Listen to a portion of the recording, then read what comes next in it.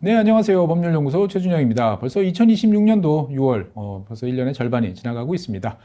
올해 참 많은 일들이 이제 벌어졌습니다. 그 가운데서도 기업 입장에서 봤을 때는 신경 쓰고 앞으로 챙겨야 될 여러 가지 일들이 점점 많아지고 있다라는 느낌 다들 받으실 것 같습니다. 특히나 이제 안전보건 그리고 이제 중대재해처벌과 관련된 여러 가지 사항들, 그리고 최근에는 이제 노란봉투법과 같은 이제 개정노조법 등등과 관련된 이슈들이 많아지고 있죠. 사실 이제 뭐 기업하시는 분들은 잘 아시겠습니다만 한 공간에서 여러 협력업체가 같이 일하는 경우들이 많죠. 그러다 보니까 이런 협력업체들을 관리하고 책임져야 되는 그런 이슈들이 점점 많아지고 있습니다. 그래서 오늘은 법무법인 율촌의 김동현 변호사님 모셔서 이것과 관련된 이야기 나눠보도록 하겠습니다. 안녕하세요, 변호사님. 네, 안녕하십니까.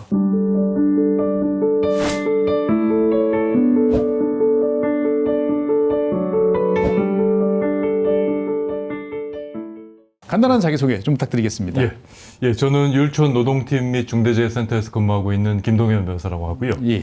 저는 이제 원래 전공이 이제 노동법이다 보니까 이제 계속 노동법을 이제 어떤 업무 분야로 해왔었는데, 네. 이제 이 안전보건 같은 경우가 이제 바로 이제 노동 환경에 해당하는 거라서, 네. 그래서 이제 법률적으로는 이 안전보건을 노동법의 어떤 세부 분야로 이제 그렇게 분류를 하고 있습니다. 사실 상당히 좀 어렵고 어떻게 보면 까다롭고 또 네. 이공계적인 지식도 필요할 때도 종종 네. 있고 하는 네. 특성인데 어떻게 또 이 분야를 전공하시게 된지 좀 궁금해지는데요. 네, 사실 그래서 이제 처음에는 저도 사실 이 분야에 접하면서 좀 그런 말씀하신 어려움들이 있었고요. 네. 저도 사실 전공이 이공계 쪽이 아니다 보니까 더 이제 그런 좀 어려움이 있었는데, 그 부분은 제가 이제 계속 법령을 공부하면서 그에 뒤따르는 지식들을 또 이렇게 따로 공부를 좀 하고 하다 보니까 네. 좀 보완이 되는 부분이 있었고요.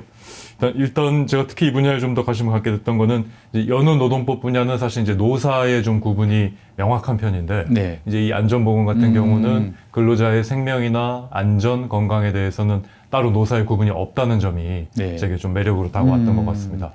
어떻게 보면은 참 계속 공부해야 되는 이제 그런 분야다라는 이제 생각이 좀 드네요. 네. 일단은 이제 뭐 중대재해처벌법, 중처법부터 한번 이야기를 해보죠. 사실 네. 이제 중대재해처벌법 시행된 이후에 이거 정말 잘 해야 된다라는 이제 인식이 사회적으로 높아졌고 기업들도 노력을 이제 많이 하고 있습니다. 그런데 여전히 이제 사고는 계속 발생을 그렇죠. 하고 있고 네, 그때마다 또 사회적 이슈가 되는데 네.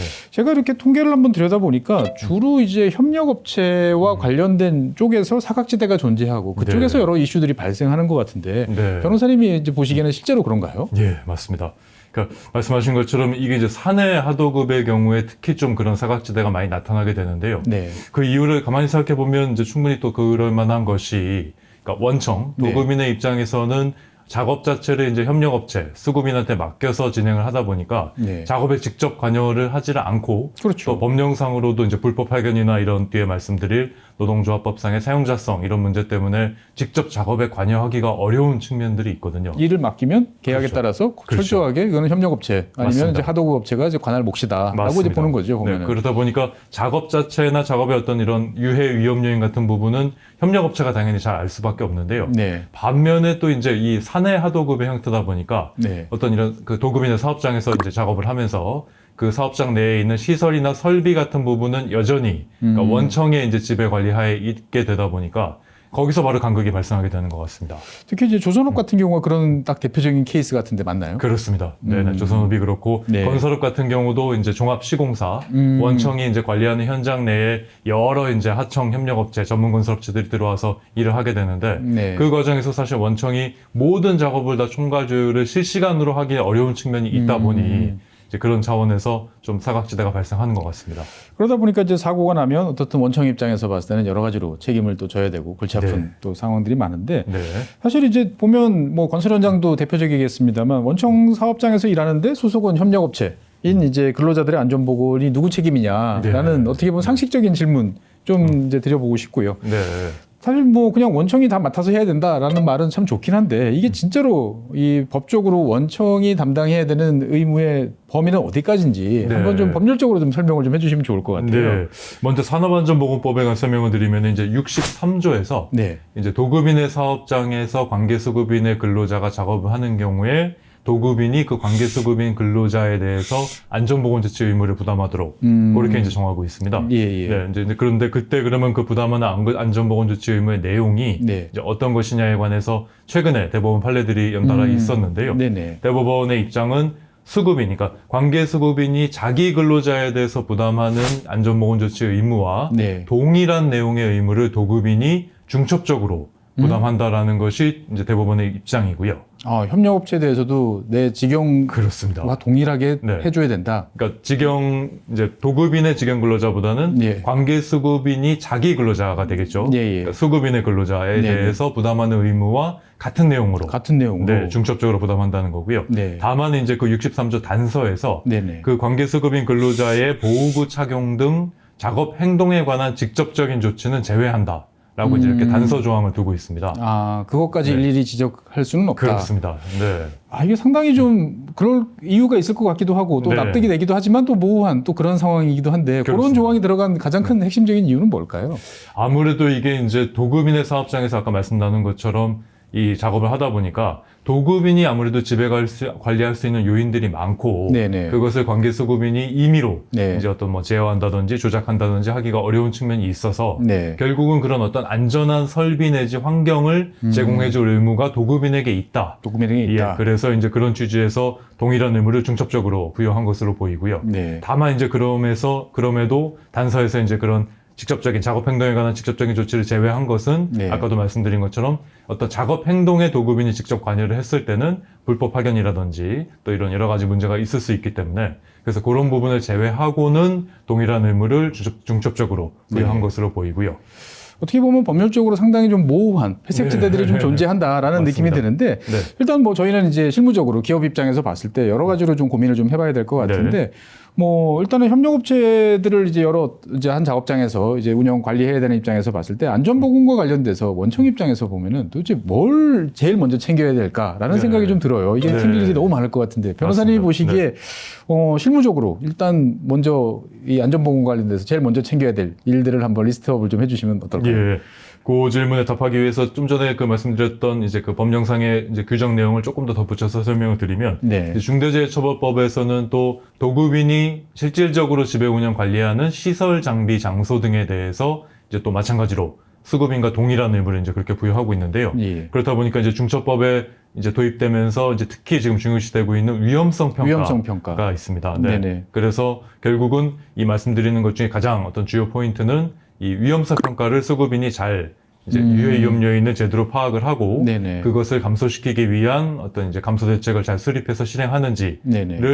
이제 도급인 입장에서 점검할 필요가 있다라고 보이고요. 네네. 다시 산업안전보건법 쪽으로 좀 돌아가서 말씀을 드리면 이제 그 산업안전보건법에서 이제 정한 내용 중에 그 도급인이 해야 되는 의무로서 네. 순회 점검이나 합동 점검 같은 순회 점검은 같이 이렇게 네, 돌아다니는 거고 그렇습니다. 합동 점검은 협력업체랑 맞습니다. 원청이 같이. 네네. 이제 그렇게 함으로써 수급인의 어떤 그 작업 이제 그 네. 과정에서 이제 어떤 위험성이 있고 또 그 위험성을 어떻게 잘 관리하고 있는지를 네. 이제 점검할 그런 의무를 부여하고 있거든요. 중처법상으로나 산업안전보건법상으로 수급인의 어떤 그런 이제 안전보건 관리 활동을 잘 하고 있는지 그럼 도급인 입장에서는 도급인이 직접 그 조치를 하는 것까지는 아니더라도 네. 최소한 수급인이 그런 조치들을 잘 하고 있는지를 점검하는 차원에서 좀 전에 말씀드린 위험성 평가의 점검이나 순회 점검, 합동 점검이 중요하다라고 보입니다. 그런데 이제 뭐 저희도 이제 일을 하다 보면 같이 이렇게 돌아보고 이거 좀 어떻게 좀 조치 좀 해야겠네요. 뭐 그러죠. 빨리 하겠습니다. 보면은 뭐 이런 식으로 이제 넘어갈 경우들이 되게 많단 말이죠. 네. 사업장이 크고 막 점검할 지역들이 많으면 네. 그 평소에는 사실 문제가 없단 말이죠. 네. 뭐 알아서 잘 해주겠지. 네. 금방 될 거야라고 네. 서로 되는데 문제가 딱 터지고 나면 같이 우리가 점검을 했어요. 서로가 이야기를 나눴어요. 평가를 했어요라고 했는데 결국 그 순간에 되면 또 누가 잘못했냐를 놓고 책임을 나눠야 되는데 네. 여기서 조심해야 될 점은 또 무엇이 있을까요? 보면은. 네. 그런 부분에서 이제 당연히 원청이 좀 챙겨야 되는 부분은 말씀대로 그냥 순회 점검이나 합동 점검 같은 점검이 네. 그냥 일회적으로 끝나지 않고 그냥 그 순간으로 그치지 않고 그게 실질적으로 어떤 위험성을 감소시키는 그런 대책으로까지 이어지는지 그래서 반드시 어떤 위험성 평가라든지 그런 점검에서의 중요한 점은 네네. 그냥 그 점검 행위 자체가 아니라 네. 그 점검의 결과로서 어떤 발견된 유해 위험 요인들을 실제로 낮추는 조치까지 하는지 이제 점검하는 게 중요하고요. 점검하고 네. 그다음에 지적하고 기록하고 다시 또 그렇습니다. 확인하고 맞습니다. 이게 계속 반복돼야 되는군요. 맞습니다. 보면은. 그것은 이제 소위 말하는 PDCA 사이클이라고 해서 이 안전보건 경영 시스템에서는 네네. 이제 그런 말 그대로 이제 사이클이 계속해서 이제 순환될 수 있게끔 그런 형태로 지금 많이 규정을 하고 있습니다. 이게 참 뭐 이론적으로 보면 그런 사이클이 완성이 되면 참 좋다라는 생각은 드는데 네. 사실 뭐 일을 하다 보면 협력업체도 바쁘고 네. 어떻게 보면 한정된 인력으로 여러 가지 일들을 해야 되는데 네. 점검에 매번 참가해서 뭔가를 하기도 참 어렵고 네. 하다 보니까 사실 여러 가지 이제 문제들이 생기는데 뭐 이런저런 이야기를 듣다 보면 그냥 사실 그런 생각도 들어요. 이게 협력업체의 어떤 역할은 요만큼, 원청의 역할은 여기까지 살짝 겹치는 부분도 있고, 네. 이렇게 놔둘 바에는 그냥 차라리 원청이 안전보건과 관련된 모든 것을 다 책임지고 수행하면 오히려 그냥 깔끔하지 않을까? 라는 생각도 사실 그냥 일반인 상식적에서 보는데 네. 이렇게 하면 안 되나요, 보면? 그게 이제 아까도 말씀드렸습니다만, 그러니까 작업 자체를 원청이 협력업체한테 맡기다 보니까 네. 그 작업의 실제 내용이나 아니면 그 작업에 내재된 유해 위험 요인을 원청이 잘 모르는 경우도 많습니다. 여기서 용접해. 네. 요거에서 여기까지 결과 내주세요라고 그렇죠. 하고 네. 갔는데 네. 실제로 어떤 일이 벌어지는지는 잘 모르는 그렇죠. 거니까. 네. 또 원청이 그 작업 과정을 뭐 계속 상주하면서 지켜볼 수 있는 것도 아니다 보니까 예. 결국 실제 그 작업 과정에서 어떤 이런 안전을 챙기고 할 수 있는 주체는 오히려 네네. 그 작업을 하는 협력업체가 자신이 될 가능성이 더 높고요. 네. 또 현실적으로 원청의 어떤 인력이나 네네. 예산의 한계상으로 네. 모든 협력업체, 아까도 말씀하셨던 조선사업이나 건설사업 같은 경우는 특히나 이 협력업체들한테 거의 작업이 다 하도급돼서 이루어지는데 네. 그것을 원청이 다 일일이 챙길 수 없는 그런 현실적인 한계가 있기도 합니다. 네. 그러니까 이제 사실 원청 입장에서 봤을 때는 협력업체 규모도 좀 있고 전문성도 좀 있는 업체를 선정을 해서 맡기는 네. 게 사실 편하긴 합니다만 네. 일을 하다 보면 정말 아주 자잘한 그런 것을 도저히 기대할 수 없는 업체들까지도 이제 같이 포괄해서 그렇죠. 일을 하다 보니까 네. 이게 참 쉽지는 않겠군요. 맞습니다. 보면은. 그렇다 보니까 이제 지금 산업안전보건법이나 중대재해처벌법에서 네. 그 말씀대로 협력업체를 아예 선정을 할 때 이 업체가 얼마나 산업재해 예방조치 능력을 갖춘 업체인가를 평가 항목에 반영을 해서 네네. 그것까지를 포함한 평가 결과로서 협력업체를 선정하도록 네. 그런 의무를 지금 부여하고 있기도 합니다.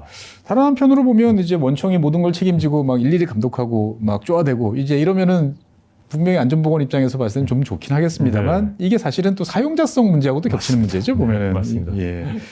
사실 이제 최근에 2026년 뭐 기업 입장에서 봤을 때 가장 큰 어떻게 보면 이슈 중에 하나는 이제 노란봉투법과 관련된 이슈인데 이 현장에서 보면 이제 노란봉투법하고 이 안전보건과 관련된 사항이 묘하게 덫으로 작용하면서 기업들을 이제 궁지로 몰아넣고 있다라는 이야기도 종종 나오는데 이게 어떤 상황인가요, 보면?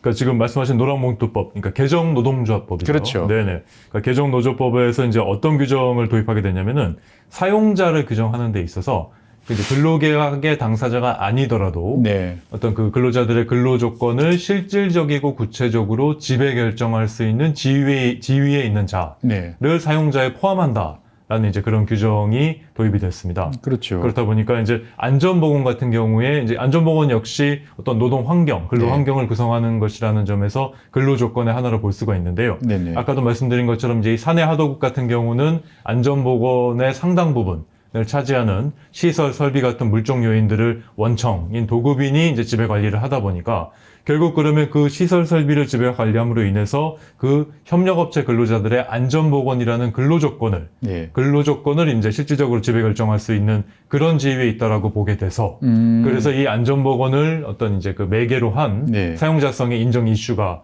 이제 발생하게 되는 것입니다. 그러니까 쉽게 말하면은 안전을 챙기면 네. 근로자들의 안전을 챙기면 네, 네. 이제 단체 교섭에 응해야 되는 맞습니다. 이제 그런 상황이 되네요, 보면. 그렇습니다. 네. 사실 안전보건하고 이거의 지배력하고의 어떤 관계가 이렇게 단순하지는 않을 것 같은데 네. 그러다 보니까 현장에서는 답답한 상황이 좀 많을 것 같습니다. 맞습니다. 네, 네. 이게 이제 어떻게 보면은 좀 상식적으로만 봐도 야 이거 좀 복잡하겠다 싶은데 변호사님께서는 이제 이런 사례들을 좀 많이 보셨을 것 같아요. 네, 실제로 이제 어떤 사례들이 있는지 한번 몇 가지 유형으로 좀 나눠서 설명해 주시면 네. 좋을 것 같습니다. 그 실제로 이제 지금 개정노조법이 시행되기 전에도 그러니까 이제 하청 노조 입장에서는 원청이 말씀드린 대로 이제 그런 실질적인 안전보건에 관한 실질적인 이제 지배력을 가지고 있다라고 보고 네. 원청에 대해서 이제 단체 교섭 요구를 했다가 이제 단체 교섭을 원청이 거부하자 이제 그것을 이제 노조법에 있는 부당노동 행위의 유형 중에 하나인 네. 이제 단체 교섭 거부. 교섭 거부로 예, 이제 예. 그렇게 해서 이제 부당노동 행위로 구제 신청을 하고 네. 거기에 대해서 이제 그 노동위원회 판정이 내려지면 그거를 지금 법원까지 가서 다투고 있는 상황이고요. 이제 그게 이제 개정노조법 시행 전에 있었던 일들이라면 네. 지금 시행되고 나서는 이제 단체 교섭을 역시 마찬가지로 요구를 하고 있고요. 네네. 그랬을 때 이제 그것을 사용자가 그 하청 노조로부터 단체 교섭 요구를 받으면 그런 요구를 받았다는 사실 자체를 공고를 하도록 되어 있습니다. 근데 이제 그 공고를 이제 원청 입장에서는 우리가 사용자가 아니기 때문에 우리는 그 단체 교섭 요구 사실을 공고할 의무가 없다라는 네. 이유로 이제 거부를 하게 되면 그거에 대해서 이제 그 노조 측에서 역시 노동위원회에 네. 이제 시정 요청을 시정 할 수 요청을 있습니다. 해서. 네네. 그래서 이제 그것이 노동위원회에서 다퉈져서 네. 그래서 이제 이것이 그 원청의 어떤 사용자성이 인정되는지, 그러니까 이제 그 노동위원회에서 좀 계속 다퉈지고 있는 상황이고요.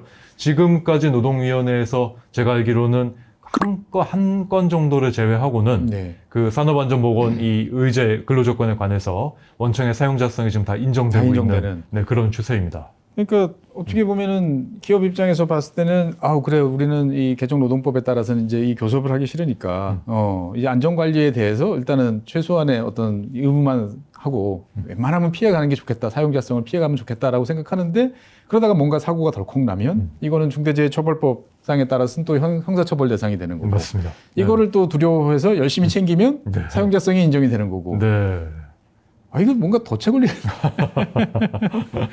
네. 그러니까 네. 이렇게 해도 혼나고 저렇게 해도 혼나는 네. 뭐 혼난다는 표현이 좀 그렇습니다만 네. 좀 뭐 뭔가 어떻게 보면은 원청 입장에서 봤을 때는 기업 입장에서 봤을 때는 도대체 어쩌란 소리냐라는 생각이 드는데 이 기업들은 이 문제에 대해서 지금 어떻게 대응을 하고 있나요? 그거 말씀하신 대로 좀 유형을 나눠서 볼 수 있을 것 같은데요. 네. 첫 번째 유형은 이제 적극적으로 원청이 그 이제 이 안전보건, 산업안전보건에 있어서는 사용자성을 스스로 인정을 하고 스스로 인정하고 네, 그래서 이제 단체 교섭에 적극적으로 응하되 다만 산업안전보건이 아닌 네. 다른 이제 근로조건, 뭐 임금이라든지. 뭐 근로시간, 또 뭐 이 복리후생 이런 부분에 대해서는 사용자성이 이제 인정되지 않는다라고 이제 보고 이제 그 부분에 대해서 이제 단체 교섭을 거부하는 이제 그런 형태가 있는데요. 사용자성을 구분해서 대응한다. 그렇죠. 네. 지금까지의 법원 입장도 이제 네네. 의제별로 사용자성이 다르게 판단될 수 있다라는 입장이라서 네네. 이제 그런 측면에서는 그러니까 그런 법원의 입장을 고려한다면 이제 그런 사용자 기업의 입장이 이제 어느 정도 또 이제 이제 합리적이라고 볼 수는 있는데 네. 이제 그랬을 때 이제 문제는 이제 노조 측에서는 사실 그 협상 테이블에 교섭 테이블에서 산업안전보건만 의제로 내미는 것이 아니라 사실은 산업안전보건 의제를 이제 필두로 해서 일단 테이블에 앉혀놓고 그렇죠. 그다음에 이제 네, 여러 가지 네. 요청들을 이제 하시겠죠. 이제 맞습니다. 보면은. 네네. 그런데 이제 그 중에 산업안전보건만 받아들이고 나머지는 안 받아들이겠다라고 이제 원청 입장에서 얘기를 하면 네. 이제 그거를 노조 입장에서는 이제 단체 교섭 결렬로 보고 네. 이제 쟁의 행위로 나아가는 수순인 거죠. 그래서 지금 이제 그런 기업에서 말씀드린 첫 번째 유형의 기업에서는 이렇게 해서 만약에 하청 노조가 쟁의 행위로까지 나아갈 때 이제 그러면 어떻게 대처를 할지에 네네. 대해서 지금 고심을 하고 있는 그런 이제 형태가 하나 있고요. 예, 예. 다른 형태는 아까 말씀드린 결국 이 사용자성이 인정되는 이제 요건은 근로조건에 대한 어떤 실질적인 지배력을 지배권을, 갖느냐, 예. 이라서 그 실질적 지배력이 어떤 될 만한 요인들을 최대한 지금 이제 배제하는 그런 형태로 대응을 하고 있는 네. 이제 상당히 좀 이제 극단적으로 나뉘는 그런 상황이라고 볼 수 있겠습니다. 양극단이군요 보면은 네, 적극적으로 하자, 아니면 네. 완전히 소극적으로 가자. 그렇습니다. 그런데 네. 문제는 이제 그 지배력이 어디까지 인정되느냐는 사실 아직까지 판례나 이런 이제 여러 가지가 좀 정립이 아직 안 된 상황 아닌가요? 안 됐습니다. 근데 다만 말씀드린 것처럼 노동위원회 네네. 판정으로는 현재까지는 산업안전보건 이슈는 특히 네. 사내 하도급에서의 산업안전보건 이슈는 아까도 말씀드린 것처럼 이게 원청의 시설 장비이다 보니까 또 그 시설 장비가 안전보건의 상당 부분을 차지하다 보니까 그래서 산업안전보건 의제에 있어서만큼은 이 원청의 사용자성이 부정되기가 쉽지 않은 어려운 상황입니다. 네. 그 어떻게 보면 각각의 법률은 다 목적이 있고 그 네. 목적을 이제 달성하기 위한 여러 가지 구체적 수단들을 이제 열거를 하는데 이 경우 같은 경우는 이제 어떻게 보면은 이 법률 간의 목적들이 이제 서로 충돌을 한다, 모순된 상황이 있다라는 이제 입장인 것 같고 결국은 이 문제를 어떤 식으로든지 차차 이제 정리가 돼야 될 텐데 그때까지는 시간이 꽤 걸리다 보니까 네. 이 현장 입장에서 봤을 때 이 법무팀 또는 네. 이제 뭐 안전팀 뭐 네. 입장에서 봤을 때는 여러 가지로 참 당혹스럽고 네. 곤혹스러우실 것 같은데 네. 변호사님이 보시기에는 이 문제 이 모호한 이 회색지대에 있는 이 현 시점에서 이 문제를 어떻게 대응하는 게 좋을까요, 보면? 예, 말씀대로 참 쉽지 않은 문제고요. 지금 아직 뭐 판례나 노동위원회 판정으로도 이 부분에 대한 어떤 뭔가 이런 딱 명확한 구분이 이루어지지 않고 있는 것은 사실입니다. 네. 그런데 이제 다만 제가 보기에는 이제 이 안전보건이라는 근로조건 자체가 아까도 말씀드린 것처럼 물론 시설 장비와 같은 물적 요소가 상당 부분을 차지하지만 네. 또 그 외에 이를테면 어떤 인적 요소, 그러니까 근로자들에 대한 교육이라든지 네. 아니면 어떤 작업 방법에 대한 관리라든지 아까도 나왔던 보호구 착용에 관한 어떤 지도, 네네. 감독이라든지 이제 이런 물적 요소 외에 인적, 관리적 요소도 존재를 하거든요. 이제 그런 부분은 이제 결국 어떤 기업이 규정이나 지침으로 네네. 이제 그 근로자들에 대해서 이제 그 규율을 하는 수밖에 없는데 네. 그 부분을 이 원청이 아니라 협력업체 자체적으로 그렇죠. 예, 규정이나 지침을 두게끔 해서 그래서 스스로 이제 그 안전보건의 인적 관리적 요소를 통제하게끔 하면 네. 그러면 이 산업안전보건이 마냥 원청의 어떤 실질적 지배력을 이제 미치는 근로조건이 아니라고 볼 여지도 있다라고 저는 보이거든요. 그러면 결국은 이제 이 계약 관계이기 때문에 네. 지금은 이제 계약이다 그러면은 이제 전체 뭐 업무 스콥 그다음에 이제 비용 뭐 어떻게 보면 여러 가지 있는데 이 안전보건과 관련돼 있는 사항들까지 별도의 도급 계약에 이제 충실하게 집어넣어서 어떻게 보면은 이제 수급자가 이것을 다 내 몫으로 간주한다는 것을 명확하게 서로 인지하고 합의했다는 것을 보여주는 게 좀 도움이 될까요, 그러면? 아, 예, 물론 계약상으로 이렇게 명확히 정하는 것도 도움이 될 것이고요. 예. 다만 이제 노동관계법에서는 이제 계약상 정함보다도 실질이 좀 중시되는 실질이 중요하니까. 네, 그런 경향이 있다 보니까 네. 그 말씀하신 대로 근데 이제 그런 부분을 계약상 정해 놓고 네. 그래서 실제로도 이제 협력업체가 그런 규정이나 지침을 잘 마련을 해서 운영을 하고 있는지를 이제 협력업체에 대한 아까도 말씀드린 평가 시에 네네. 그런 부분을 평가 항목으로 이제 반영을 시켜서 그게 또 법령상 의무이기도 하고요. 네, 그렇게 해서 이 협력업체 스스로 그런 규정이나 지침을 통해서 이런 그 인적, 관리적 요소를 이제 통제할 수 있게끔 하면 네. 그러면 이제 이것이 어떤 원청의 실질적 지배력을 좀 낮추는데 도움이 될 수 있지 않을까 그렇게 생각을 합니다. 그러니까 이제 평시에는 사실 문제 없이 어떻게 보면 그럭저럭 이제 돌아가는데 뭔가 이제 이슈가 생겼을 때 이 모든 게 이제 다 불거진단 말이죠. 그러니까 네. 변호사님이 보시기에는 이 문제를 법률적으로 완벽하게 리스크를 해소한다라는 것은 불가능할 것 같고 네. 잘 따져가면서 네. 어떻게 보면 리스크를 감수하면서 이제 갈 수밖에 없다. 네. 하지만 그것을 위한 준비는 다양한 방식으로 하는 게 필요하겠다 정도일까요, 보면? 예, 말씀하신 것처럼 예, 그렇게 이제 여러 가지 방식을 또 동원할 수가 있는데요. 네. 다만 이제 그 이제 방식에 있어서 말씀드린 것처럼 이제 물적 요소와 인적 요소를 좀 구분해서 네, 이제 그렇게 하면 조금 더 이제 명확하게 그 이 어떤 구분을 하는데 네. 좀 어떤 기준으로 작용할 수 있지 않을까 싶습니다. 서로가 모여서 이제 야 이거는 너의 몫이고 이건 우리 몫이고 이런 뭐 협의체를 뭐 이렇게 해가지고 거기서 조정하는 방법은 없을까요, 보면은? 예, 말씀대로 안전보건 협의체나 이제 그런 어떤 회의체를 통해서 하는 방법도 가능하고요. 네. 이제 그 부분이 사실 조금 모호할 수 있는 것이 사실 물적 요소와 인적 요소가 이렇게 결부되어 있는 경우가 많거든요. 그렇죠. 다 네. 결합되어 있다 보니까. 네네. 그거를 어떤 명확하게 딱 구분해서 사실 구분한다는 게 쉽진 않은데 이제 그런 차원에서 조금 이제 동원할 수 있는 어떤 도구는 네. 이제 이 안전보건 하는 분들은 잘 아시겠지만 이 위험성 평가의 기법 중에 4M이라고 해서 네. 그러니까 숫자 4와 M, 네. 네네. 4M 기법이라고 해서 이제 man, 그러니까 사람 인적 요소, machine 기계 설비적 요소, 그리고 이제 material 물적 어떤 물질적인 요소, 네. 그리고 매니지먼트 관리적 요소라고 해서 네. 어떤 우리가 이제 위험성을 평가를 할 때 그런 네 가지 영역으로 나누어서 이 유해 위험 요인을 파악하는 그런 기법이 있습니다. 네네. 그래서 이제 안전보건 하는 분들한테는 상당히 익숙한 텀일 거라서 네네. 이제 그분들이 사실 활용하시기 좋은 도구를 제가 좀 이제 제시를 하는 거고요. 네. 그 말씀드린 그 4M에 나누어서 봤을 때 그러면 뭐 어떤 머신이나 머터리얼 쪽 부분은 이제 원청이 연청이. 네, 이제 그렇게 해서 좀 더 이제 그 관리를 챙기고, 하고 네. 네, 그리고 매니나 매니지먼트 부분은 협력업체 협력업체가. 이제 그렇게 좀 구분해서 하는 것으로 말씀하신 안전보건 협의체 네. 등에서 의논을 할 수도 있겠습니다. 어쨌든 이게 다 케이스 바이 케이스일 것 같아요. 뭐 비슷한 하나의 업종이라 하더라도 사업장 규모도 그다음에 거기서 일하는 공정도 다 천차만별이기 때문에 케이스 바이 케이스니까 참 변호사님께서 이제 하실 일이 많겠다 그런 생각이 들고요. 네. 변호사님께서 이제 그동안에 이제 기업들의 여러 어려움들이라든지 케이스들을 쭉 보실 때 이런 것들을 참 놓치는 경우들이 많다. 이런 것들을 무시하고 넘어가다가 좀 당하는 경우들이 있다라고 이제 좀 생각되시는 요소들이 있으면 좀 말씀해 주시면 좋을 것 같아요. 네. 그 좀 전에도 말씀 나왔던 위험성 평가가 결국은 이 안전보건에 있어서는 가장 핵심이고 위험성 평가. 네. 그러면서도 어떤 이 노조법상의 사용자성을 네. 이렇게 너무 이제 그것을 수반하지 않는 그런 어떤 가장 저는 안전관리 방안이라고 생각을 하고요. 네네. 왜냐하면 이제 결국 위험성 평가 자체는 도급인과 수급인이 각자 실시를 하고, 네네. 네, 그리고 다만 도급인은 수급인이 이제 실시한 위험성 평가 결과를 검토하는 식으로 그렇게 지금 법령상으로도 규정이 돼 있어서 네. 이제 그런 방식으로 진행을 한다라면은 결국은 위험성 평가 자체, 그러니까 어떤 이 유해 위험 요인을 식별하고 그거에 대한 감소 대책을 수립해서 실행하는 것 자체는 여전히 협력업체 영역으로 남아 있으면서 네네. 그러면서 또 이 안전보건을 원청 입장에서 잘 챙길 수 있는 그런 하나의 가장 주요한 수단이라고 봐서 네, 그래서 그 부분이 가장 좀 중요한, 놓치지 않았으면 하는 네. 그런 방법이라고 할 수 있겠습니다. 이게 사실 다 문서로 이제 왔다 갔다 하는 이야기다 보니까 문서로 볼 때는 이게 분명히 지적이 돼 있지만 놓치는 경우도 사실 또 많단 말이죠. 보면. 네. 그러니까 이런 요소들까지 챙기는 것은 참 여러 가지로 쉽지 않겠다. 네. 하지만 또 챙겨야 된다. 네, 그렇습니다. 라고 이제 볼 수가 있겠고. 네, 네.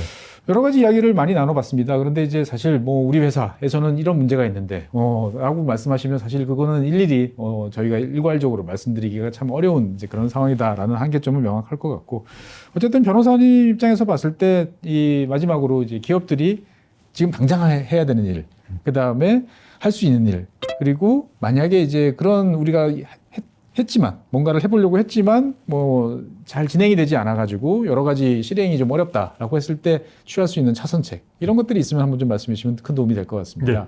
그 일단 당장 취할 수 있는 조치는 좀 전에도 말씀드린 것처럼 이제 결국 이 어떤 유해 안전 보건 관리를 하는 데 있어서 네. 그 유해 위험 요인을 이제 물적 요소와 인적 요소로 좀 나누어서 네네. 예, 그래서 서로가 역할을 구분해 보자. 그렇습니다. 역할 구분해 보자는 것이고요. 만약에 이제 그럼에도 결국 이 산업안전보건의 근로조건에 관해서 결국 원청의 어떤 사용자성이 인정이 돼서 네. 단체 교섭 테이블에 이제 앉게 된다고 하면 저는 오히려 아까 이제 말씀하신 것처럼 그 이 협상 테이블에서 단체 교섭 테이블에서 그러면 이 안전보건 관리에 있어서 역할을 좀 나눠보자는 것을 바로 그 단체 교섭 테이블에서 충분히 좀 의논해 볼 수도 있다고 생각을 하고요. 서로가 어디까지는 너희 책임이니까 그렇습니다. 네, 이참에 네, 이야기 다 해보자 한번. 그렇습니다. 네, 어차피 교섭 테이블에 앉은 김에 인진 김에. 네, 왜냐면 그것이 지금 아까도 계속 사회자께서도 말씀하신 것처럼 이 이제 굉장히 어떤 서로 간의 역할 구분이 좀 모호한 측면이 있다 보니까 네네. 이게 모호해서 서로 정가를 하다 보니 오히려 아무도 안전보건을 챙기지 않는 항상 뭐 사고가 예, 거기서 발생하죠. 그렇습니다. 보면은. 그런 예. 최악의 결과를 낳게 되는 경우가 종종 있다 보니까 오히려 그렇게 협상 테이블에서 교섭 테이블에서 네. 역할을 구분하는 것이 안전보건에 있어서도 더 유리할 것이라고 생각을 하고요. 네네. 다만 이제 이 과정에서 아까도 말씀드린 것처럼 협력업체가 안전보건만 이제 의제로 하지 않고 다른 예. 이제 여러 가지 의제를 그 교섭 테이블에서 의논하려고 할 수 있는데 그에 대해서는 말씀드린 것처럼 법원이 네. 이 의제별로 사용자성을 따로 판단해야 된다라는 입장을 지금까지는 보이고 있어서 그러면 그런 다른 의제에 대해서는 별도의 사용자성 판단이 필요하다라는 네. 입장으로 그 대응할 수 있을 거라고 생각이 됩니다. 김동현 변호사님 말씀 쭉 듣다 보니까 두 가지 생각이 듭니다. 일단은 기업 입장에서 봤을 때는 뭐 법률에서 정해진 의무 사항들, 내가 책임져야 될 사항들은 충실히 이행할 수 있도록 노력을 이제 해야 되고 그 과정에서 발생할 수 있는 여러 가지 변수에 대해서는 리스크에 대해서는 회피보다는 오히려 적극성을 가지고 일정 부분 상대방한테 나의 진심, 노력 이런 것들을 인정받도록 좀 적극적 대응을 하는 게 오히려 낫다라는 네. 생각이 드는데 변호사님도 그렇게 생각하시는 건가요? 예, 저는 그렇게 생각하고 있습니다. 알겠습니다.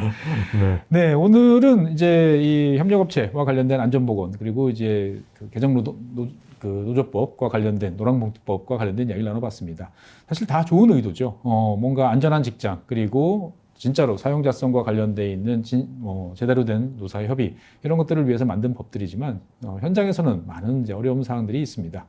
오늘 여러 가지 말씀을 드렸습니다만 사실은 각각의 여러분들께서 궁금하신 사항들과 관련돼서는 아마 좀 미흡한 점들이 좀 있을 것 같아요. 그런 경우에는 저희 법무부 율촌 또는 저희 김동현 변호사님께 연락을 주시면 세부적인 사항들까지 확인해가면서 어떻게 문제를 해결할 수 있을지 답변을 드릴 수 있을 것 같은데 그렇죠? 예, 그렇습니다. 네, 알겠습니다. 네, 오늘은 협력업체 그리고 이제 안전보건 그리고 노랑봉투법과 관련돼 있는 복합적인 과제에 대해서 이야기를 나눠봤습니다. 이러한 복합적인 문제 앞으로 점점 더 많이 늘어날 텐데 그럴 때는 주저하지 마시고 저희 법무부 율촌과 관련된 여러 전문가분들께 편하게 문의 주시면 좋은 결과를 얻지 않을까 싶습니다. 네, 오늘 준비한 사항은 여기까지입니다. 시청해주신 여러분 대단히 감사하고요. 나와주신 김동현 변호사님 고맙습니다. 네, 감사합니다.